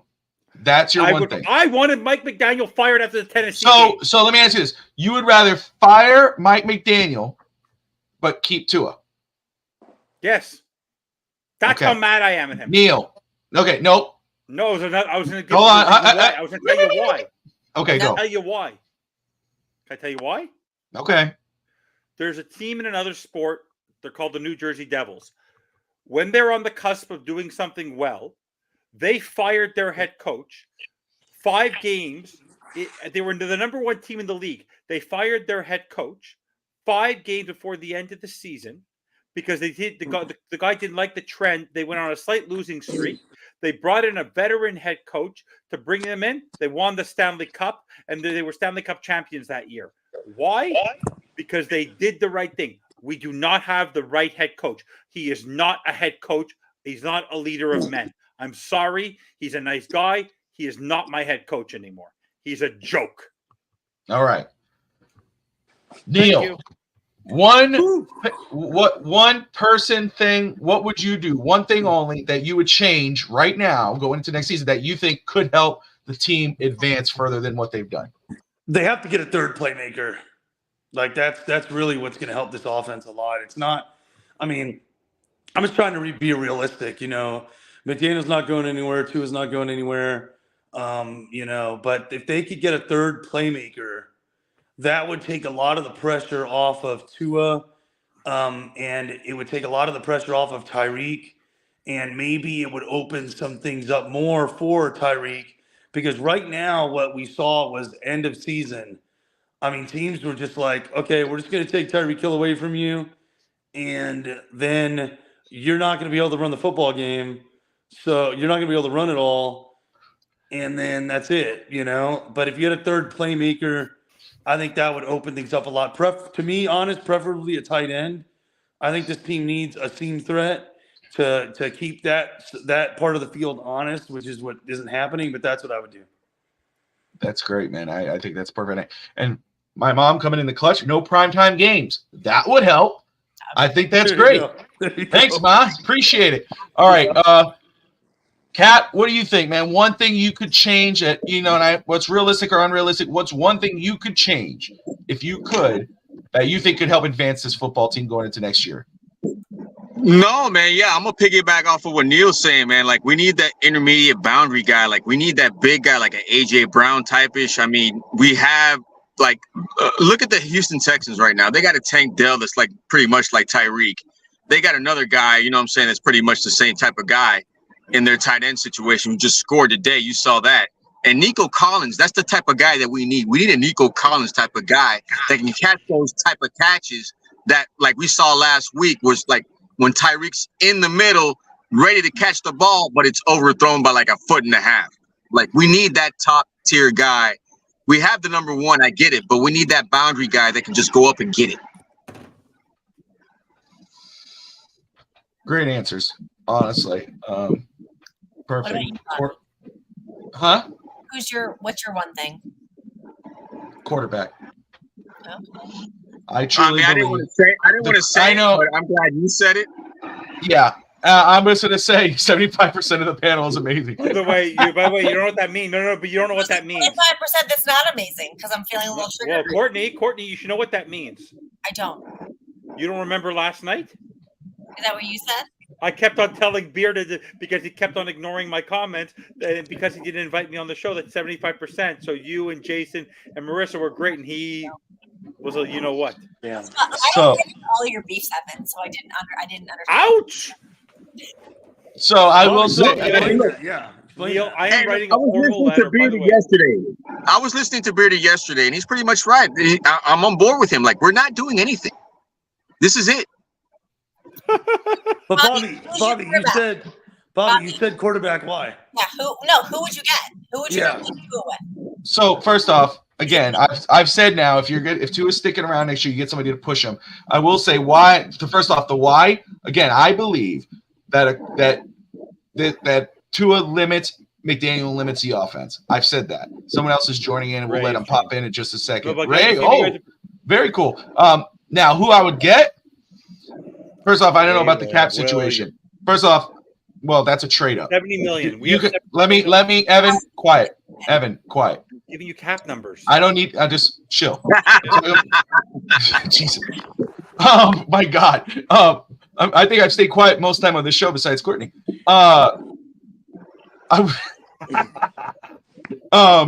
This is what happens when you lose, Bobby. I know, dude. I will say, you got Kirk Cousins a free agent, Russell Wilson free agent. I know that's a little rich. You get maybe Jimmy G's probably gonna pop in there. Those are guys who could push him. Now, the draft, there are some quarterbacks. I'm not talking about trading up. I'm talking about the draft falling and whether it's Sam Hartman, whether it's one of those guys, you get a quarterback to push Tua. Or get a quarterback that will be better, I don't know, I don't know. But you need a quarterback that could help McDaniel open up this offense because I think it's very limited. Maybe Justin Fields. Who knows? Even though I think the Bears might be forced to keep him because players are fighting for him. Is that Ray Finkel in the house? Ray? Let's see. Yeah. Did we for this before I turn my mic on? Hey, Finkel! Hey! Oh, hold on a second. Oh. Yeah, he's ready. Oh, that's awesome. What's up, dude? That's great, man. No. Can you hear us? Yeah, can you hear me? We hear you, yeah. First time I've done this, I might have it all screwed up. I've been playing with it for 20 minutes trying to get on. Yeah, Ray Finkel. Nice, Finkel, nice! Name's Leo. My old Trent Green jersey right there. There you go, man. So, you've been hearing all of us, your thoughts, brother. I agree with a good bit of it. It's so disappointing. I mean, I've been a Dolphins fan since probably 92, 93, somewhere around there. And, you know, I mean, I'm not even upset is a weird thing, you know, because I've seen this kind of leading into the weeks is kind of where we're going to end up being. Be different if we were freaking in the game. You know, if you lose a game with about 2 points in the last 30 seconds, it's a little bit easier to do. Just the mediocrity. Huh? Y'all can't hear me, right? It's no, and that's what sucks, right? And I know Evan brought that up earlier because you think of fans. I mean, you, us, Cap, Neil, who bought a plane ticket to fly all the way out to Kansas City to watch the Dolphins in this playoff game just to see them do that. That's a tough pill to swallow, you know, and it's bitter, no doubt about it. And the next day when you go back to get on a back, and all you took with you was Dolphins gear, and that's all you got to wear. I did down to watch Tennessee play. So I go down there, and that's all I've got because I'm expecting a win. Of course, I wear it anyway. It doesn't matter if we lose. 100%. I'll wear it anyway. That's all I got. So you did you hear the question I asked the guys and the girl, Courtney, before you came on about if there was one thing? Because I know everybody's saying, you know, blow it all up or do this and do that and add this. But let's say if you had one chance to do one thing to change, to help to change, if you got that one opportunity to change one thing on this team that you could think would improve its chances next year, what would that one thing be? You know, counting my emotions a little bit, I'll be. That's fair. Part of my process is after the end of the season. Yeah, it takes me a couple of weeks to even want to talk about football. Which usually, I'm not going to watch anymore. I'm not the rest of the playoffs, but then by next week, you know, I'm good to go. But I don't know. I'm just not convinced with fans. You know, it's supposed to be a guru, right? But I hear a lot of talk. We never really get anywhere is the thing. So I think they might either start changing his schemes next year or better just to move on from him, you know. You talking about Fangio? Yeah, Fangio. Yeah. See, so you're right there with Manny says Ray sounds like how I feel. Yes. it's tough. It sucks. And I mean, I'm sitting there. I was, you know, obviously we all had this experience. Neil at the game. I'm sure Manny at home. Evan was texting a mile a minute, but I know he was doing it.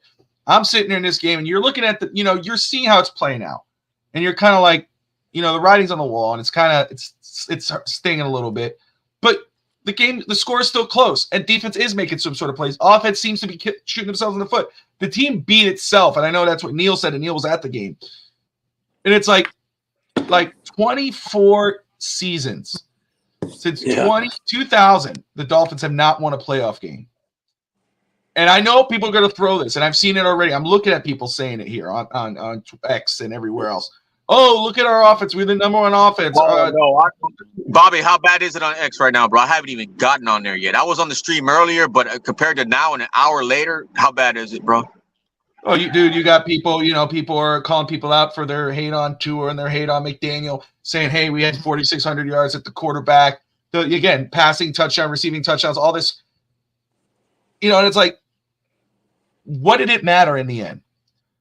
5 seasons from now, when we look back, when we go back, are we going to care about those records? Or are we going to go, because we're going to remember at the end, we got destroyed. We got embarrassed by Kansas City. Again. I'm like, you know, and that's what sucks. Because not only that, Bobby, but you know what? I live in Miami, dude. And for me to see the Buffalo Bill fandom take over this city and then them celebrate a championship in our home, that hurt even more, bro. That's the thing right there. And that's and don't get me wrong, Miami fans, local, have been great, going to a lot of games, pushing it, everything else.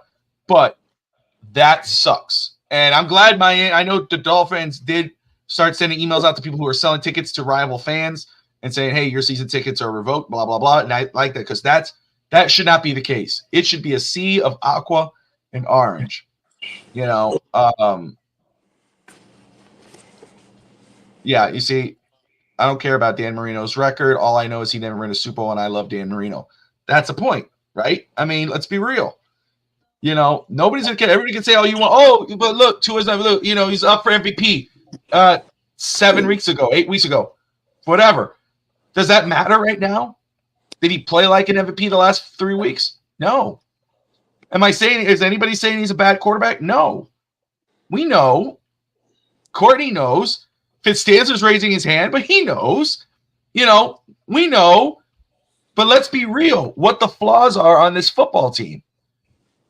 And yeah, you know what? I'm not arguing. I understand. And from Ray, Neil, Kat, we're all in our feelings. We all feel a certain way right now. Tomorrow, next month, we may feel differently in regards of the overreaction wagon, as FinStanza. Bobby, look, real quick, I don't want to cut you off, bro, but at the same time, brother. Go. Listen, look, as critical as I am about that guy, and you know how critical I am about Tua. Listen, man, we're at a state right now, man, where this guy lives in Miami. Anybody that has any ill will towards him, bro, you guys got to understand, man. And this is me saying this, man. This guy has a family that lives here, man. He is Miami, man. And whether you like it or not, I understand we have, our opinions towards him, but his family lives here, man. So just, everybody just ease up. Like Bobby said, get the 24-hour rule. If you have a 72-hour rule, so be it. But after Wednesday, just come to the realization that, you know what? We have to deal with this for the next 8 months. Let's try to deal with it the best way we can. Because I don't like the divide, man. And I know I'm one to either finish it or end it and start it, because I've been here long enough. And trust me, bro, I don't want this to keep going. I don't. No one does, and that's the thing. And I've talked with Evan in the past, just recently. I hate the divide among Dolphin fans. And that's why I don't believe in people telling people how to fan. You have every right to fan any way you want. The truth is, things might not really change. Ross could be sitting there going, damn, it sucks that we lost, but you know what? I've seen the potential of this team, and we're going to ride it out to next year. And let's see how we can improve it. Yeah, pretty much, yeah. That's all we can do. Well, what else are we going to do? Can I interject for a minute? Of course you can. Sure.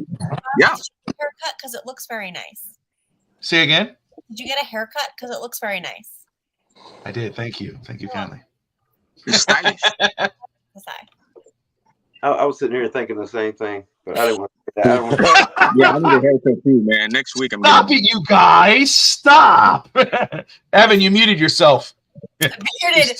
Do not. Hey, I just took off all the layers of clothing that I had, and I feel like 5 pounds lighter. I just wanted everyone to know that. I just took all the layers. Hey, you look like a Miami Dolphins G.I. Joe, like Snake Eyes, dude. No, guys. You know what they call that? You know why, Mike? You don't want to know why Bobby got that haircut?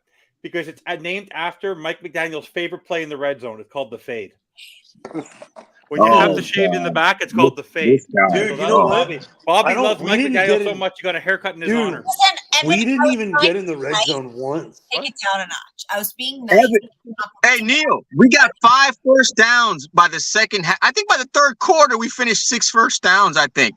Dude, we never made it to the red zone one time. Actually, Manny, I actually told Tati, I got to get a haircut. She's like, oh, we'll go to this place. I'm not going there. I'm not going to Great Clips. I'm going to my guy. I'm going. And he fixed me up really good, Mario, at Louis Barber, man. Can't say it enough. Thank you, Michael. Oh, y'all guys, you're making this guy blush. I appreciate you. Thank you. But and Manny will be Battered Fin fans post-game show will be tomorrow, I believe at 1 p.m. I believe that's what I saw on the Battered Network, Battered Fins Network channel. And Alex Brown. Hey, Alex Brown used to host No Holds Barred for us. He is part of the FinStanza Network family. No matter what. He is a Texans fan. What a game by the Houston Texans. Congratulations to him. Yeah, shout out to the Texans, bro. Wow. Is a rookie of the year. Like, he has to be. Yeah. Absolutely playing phenomenal. I know. Manny, you know me, brother. Just rip the Band-Aid right off. Let's go. Raw reaction. Let's do it. Manny, I let you know who you could DM to let your emotions out. So do it. It worked for me. Oh man. Wow. So, Neil, I know you were at the game. You are, like you said, you took everything off. You're fresh now. Neil, you're standing like you're peeing. I feel By the way, I didn't want to say that. I did think that. He's like, I've been in the suit for hours, bro. Just let me go. Yeah. But man, first off, are you exhausted? That's what I need to ask because you were there in that weather. And do you regret going? Oh, okay. So, am I tired? I'll answer first. I'm tired. Yeah, it was a lot, man. I mean, I will say that I'm glad that I went because I never would have known what that experience would have felt like. That was a cold game, man. And it was it's undescribable, really. Words don't really quantify and characterize well what it is that we all went through standing in there in that stadium with that kind of weather. I mean, you take your hand out of your glove for like 5 seconds and it hurts for 5 seconds. Like it's not even very much. And I've just never experienced something like that before. And I'm glad I did that. And so the next question is, do I regret going? I don't. No, dude. I'm really glad that I got to go see them in the playoffs because I don't know what next year's going to be like with all of the cap stuff that we've got and the fact that the AFC East is just going to get better next year. And the fact that teams seem to have figured out this version of the offense. So that kind of worries me a little bit. So for me, I wanted to see them in the playoffs just in case it was, I didn't see them again next year, which, who knows, right? I'm not going to put that out there, but you never know. Man, I admire you, bro. I admire you for doing this, bro. I admire you a lot. The Chiefs fans, I really enjoyed hanging out with the Chiefs fans. I mean, they talked their smack and they were really into their team. And I was kind of jealous of the fact that, some of the things that they were complaining about, I was kind of like, damn, like that's what you get to complain about, like when they were talking about Marquez Valdez-Scantling, you're like, oh my God, the dude finally caught a ball. And like that's what they're upset about. And I'm like, bro, I wish that was our problem. You know what I mean? But they weren't ugly to us. They didn't, get in our face and do things like that. The city of Kansas City is really nice. I encourage anybody to visit it. There's a lot of good barbecue here. There's a lot to do here. The people are very hospitable. It's definitely a very smallish town, it feels like. So that was a really nice vibe. That's what's up. So don't regret it at all. I think I realized about half, in the beginning, after the 3-and-out in the third quarter, I knew that it was going to be over. You know what I mean? Like I kind of knew at that point that the Chiefs were going to get points. And then I didn't think we were going to come back. I had a lot of time to process this and kind of say goodbye as I was standing there, So I'm not as disappointed now as I was. For you, Neil. That's a forever memory you're never going to forget, bro. I admire you for that, bro. And I got the game day pins, and they're really cool. I hadn't even had a chance to look at them yet, actually. But the lady at the merch shop, I called her yesterday, and she held on to 2 for me, and they had sold out. But I was able to get the last 2, and one of them is a picture of Tyreek and Pat Mahomes, and then the other one is the AFC wild card with the date on it. And the game day, I collect these. I like these, it commemorates the games that I get to go to, The game that hurt me the most was the Titans game. That game hurt. Oh, God, don't even talk to me about that, dude. That game was really hard that game, I had to go. I went to Miami. I spent money to go to that game. That game, I thought to myself, damn, like I kind of wish I had seen this at home. But this game, you know, I was happy that I was able to travel and get out here. And let's just see what the team does in the offseason, man. You know, That's it. That's it. You know, we're almost at an hour and 45 minutes. And I'm, you know, Ray, I know you've been sitting there. I'm so thankful that you popped in, man. I love the room, dude. I love the guy in the background. That's something I always said. I told my wife, but she won't let me. I was like, man, I want to get like a mannequin, put like a Dolphins uniform on him. She's like, no, there's no room. So I think that is awesome.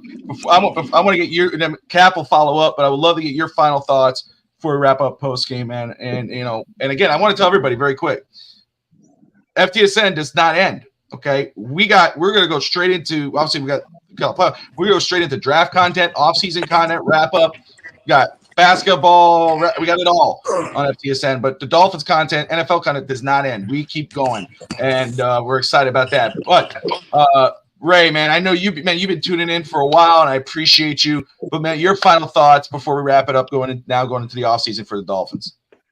Yeah, there's definite need for improvement. So I'm worked out somehow or another, but I mean, I didn't call to bash anybody. I want to tell you guys thanks. I've enjoyed listening to y'all for long. Stupid as it sounds, I've listened to YouTube videos for years, and I never until this year, and it makes me look dumb, but I never until this year realized they were even live podcasts, or I'd have been on them a long time ago.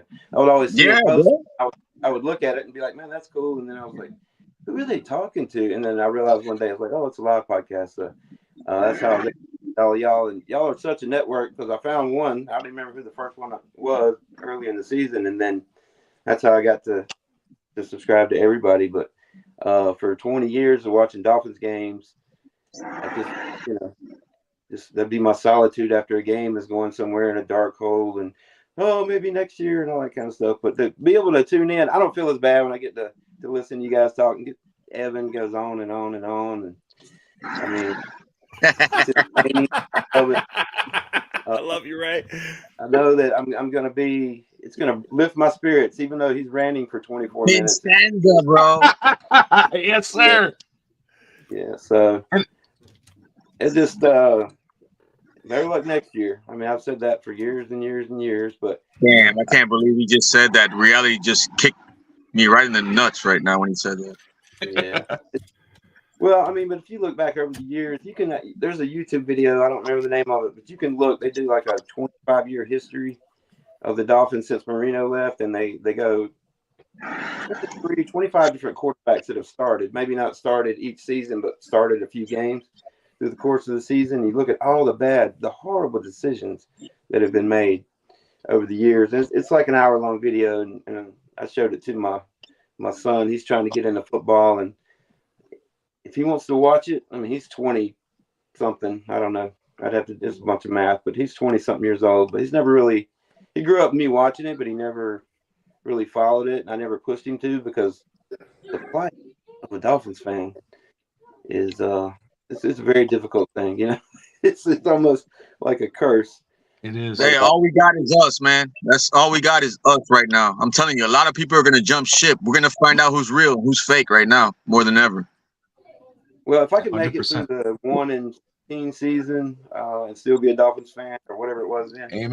Amen. We beat Baltimore, but anyway, I ain't gonna take up much of your time. I just wanted to pop in, and I appreciate you, man. And please don't let me the last time. You're always welcome on.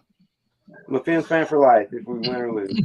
And 100%. Win, lose, or draw, my man. Chris, let me just say, Chris, I appreciate you for always watching. Happy birthday to you. I'm sorry Miami could not win today for you, but we got a lot of love for you. Happy birthday. God bless you, and we hope you have an amazing year. It's your best year. Cat, my man, your final thoughts before we wrap it up, dude. Yeah, man, Bobby, man. Like I said, man, it's, you know, you come a long way, man. You keep inspiring growth, keep doing what you're doing.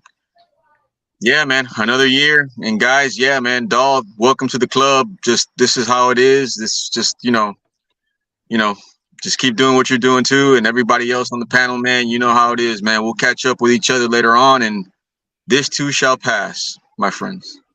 Amen to love that. you guys, man. Be careful. Appreciate you, brother. Much love, my man. Yes, sir. Courtney, my dear, final thoughts before we wrap up the post-game show? I hate McFangio. I hate Eli Apple. I hate Peter Coho. I hate McDaniel calling plays. I love Devon Achane. I love Cam Smith. Free Cam Smith. I'm starting that hashtag. If you would like to use that on Twitter, I'd appreciate it. And it is what it is. I knew when the basketball game that I was coaching today didn't go well. I knew that was a foreboding sign for me.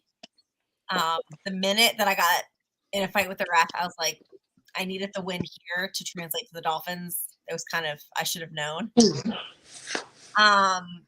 But the season's it's over for us, but we still have an off season. I would like to see them make some changes. I still have Duncan Robinson. And amen. What? Runs on Duncan. Miami runs on Duncan. We still have the Heat. Yes, that is true. Still love the Heat, baby. Let's go Heat. Courtney is going to be learning baseball this off season, so look out for that. I will be documenting my journey into baseball fandom, maybe if it doesn't continue to bore me. But yeah, Enter Miami.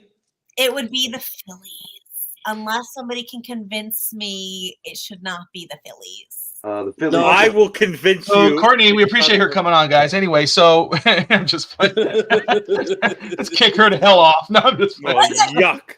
If you want to buy my house and buy me a new one into Miami so I can go to games, be my guest, Bobby. Until then, I am in Philly. Darian Rodriguez, man, tune in to Goon Squad this week. We with Courtney, myself, Neil, Alex. We had a blast. I mean, it was awesome. It was fun. Yeah, there was a lot of it. See, I just said blast, and I went right back, Courtney, to the bad place. I did. I went right back to the bad place. I said blast, and there it was. Literally saying you don't have enough to win a chip right now. I will fight you if you want to fight. Darian, you need to come on the Goon Squad, man. Tune in, because we will make you feel like the Goon. That's right. Good take. And Neil, you're at the game, brother. Your final thoughts, my man, before we close this up. Yeah, I'm gonna put a little hopium out there, okay. Just to end it with something sweet out here. I mean, it's gonna happen one day, and years like this just make that one day that much better. There are days where I'm driving to work, and I start thinking about the confetti falling on the field and the Miami Dolphins winning the Super Bowl, and that's not going to happen this year, obviously. But I know in my heart, before I die, that it will happen. And when it does happen, I will look back on years like this and last year and the years before, and I'll be grateful for them because they would have made that moment. And maybe my son will be old enough to share that with me that much sweeter, And, there's an off season ahead of us, and they've got a blueprint for things that they need to fix. I mean, it was right there in front of all of us. At least it's not hidden things that they might not see. It's pretty evident what they need to fix, right? And so they should be able to address that. And I think the one thing that was encouraging for me today, what I'll leave everyone with this, is that we have a really good fan base. And I know that we don't always agree on what must be done, but this fan base has a lot of passion for this team. And I know that the team feels that passion.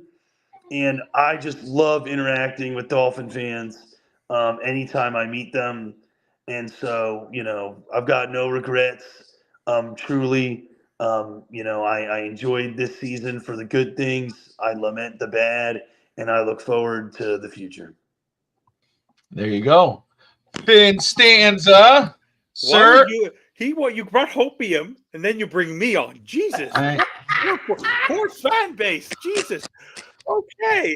No. Wait, stop. We've heard all the negative from you today. I want you to end on a positive note. close it out on a positive note. I have been while everyone of you have been talking, I've been researching and hacking the internet to find Stephen Ross's tail number, to see if it's flying to Ann Arbor, to see if it's going to pick up Jim Harbaugh, so we can hire him on Monday and fire Mike Gase. If Mike Gase gets fired, I will be a content human being.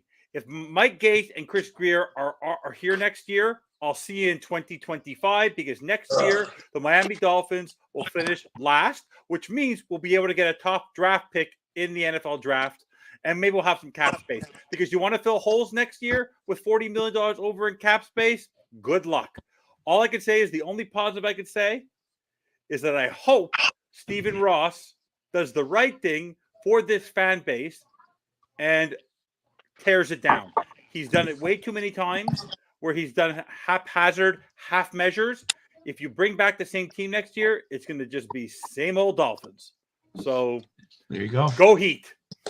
Go Heat. There you go. All right, guys, listen. I appreciate everyone tuning in. I'm glad everyone who's stuck with us throughout the year on these post-game shows, pre-game shows. Ray, now Durian, Chris, Max, Michael's in the house. Harrison goes, that was not possible. He tried. It's hard for him with all those 7. Cap, everyone, man. I'm so thankful for everybody who's been watching throughout the year. Again, it doesn't end. Our season never ends. We got off-season content. Dolphins. We got draft. I'm deep into that already. Damn it, Courtney! I'm just going right back into Goons. You are deep in it. Lord, dude, it doesn't end. Oh man, I gotta go to confession. Man, but let me just say, I appreciate all of you. I'm so excited about the growth of this channel. What we've been able to do. I'm glad that we've added greatest show on surf.shop, Caneswear, Courtney joining the family, and she's been amazing. And she's not just Dolphins, dude. She's Heat. She's all of the above. Can't be just the you, all of it. Ray is finally on the screen. It was awesome to see Ray with his Dolphins helmet on. I thought he was ready to. I think he just came from the game. He's like, just put me in, coach. Breaking news. What is it? Just FYI, Bobby, so you don't waste your time. If Chris Grier's your general manager heading into the draft, get ready, buddy, because he's picking another cornerback that's going to warm the bench. So don't waste your time looking up the Dolphins draft pick, as Chris Grier is your general manager. FYI. All right. Trash ass defense coach, run man, press the receiver. As an Eagles fan, we're going to lose on Monday. Our coach is a joke. Free Cam Smith. Free Cam Smith. Free Cam Smith. Free Cam Smith. So Michael says, sweet dreams, Courtney. Christopher. Michael really, really, really has something for her. Oh, yeah. The meeting that I took from Bill's Mafia today and the death threats, I'm going to take Michael and his positive comments to me. Good. Evan told me about that, and I hope that's just terrible. But anyway, we'll talk after. Everyone, thank you all so much. We appreciate you no matter what. Okay, win, lose, draw, like, subscribe. Most importantly, as always, fins up. Frauds up. Dude, it's over. Just say fins up. No, frauds up. Frauds up till they fire the 2 bastards. No. Fins up, everybody. Frauds up, guys. Hey, Miami sports fans. Stop by Caneswear today at 2655 South University Drive in Davie, Florida. And check out their awesome merchandise selection of your favorite South Florida sports teams. From the Miami Dolphins, Hurricanes, Heat, Marlins, Florida Panthers, and Inter Miami, they've got it all. Celebrate your favorite team and show off your fandom with their beautiful team starter jackets, killer-looking helmets, team jerseys, cool shirts, and more. And if you're out of town or out of state, no worries. Go to Caneswear.com and find everything they have on their site. Select what you want, and they will ship your gear to you. Anything over $99 is shipped for free. Don't wait. Stop at Caneswear today.